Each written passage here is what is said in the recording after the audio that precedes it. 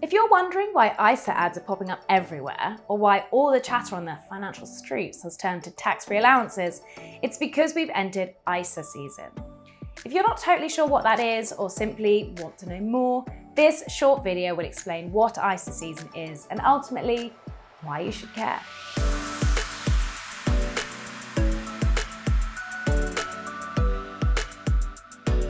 An ISA is an individual savings account where you don't have to pay tax on the interest you earn. Unfortunately, you can't just earn tax-free interest on an unlimited amount of money, so every year, the government gives people a specific tax-free allowance. For most ISAs, the annual tax-free allowance is £20,000.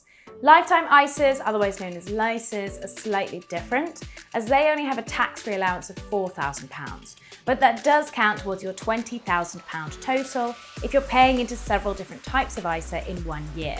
Your tax-free ISA allowance refreshes every year at the start of the new tax year, which in the UK is the 6th of April.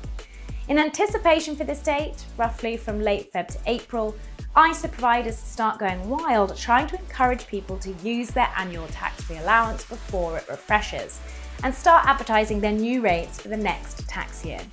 This period is what's known as ISA season.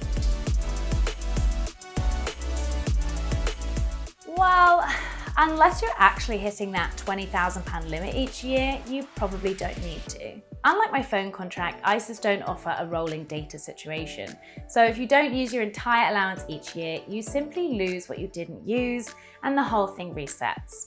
Hence the intense use it or lose it slogans you'll see all over the place come ISA season. If you are one of the lucky ones, shifting close to 20k into your ISAs each year, ISA season is the time to try and max out your allowance to make the most of all of that tax-free interest. For those not moving as much money, ISA season might be more exciting if you have a LISA, as come April, you might be keen for another £4,000 allowance. Typically, ISA season is when you'll see all the best rates across ISA products, as providers try and entice you to use their services. So this could be a good time to upgrade your ISA. Just make sure you read all the T's and C's before you move any money, etc., so you don't get lumped with huge transfer fees or unnecessarily eat into your ISA allowance. To learn more about ISAs and start comparing your options, check out our full ISA guide on finder.com by clicking this link here. Or have a browse through the extra resources I've popped in the description below this video. We'll be putting out loads of additional ISA content in the run-up to the 6th of April, so like, subscribe and hit that bell button below to make sure you don't miss out. As always, thanks for watching.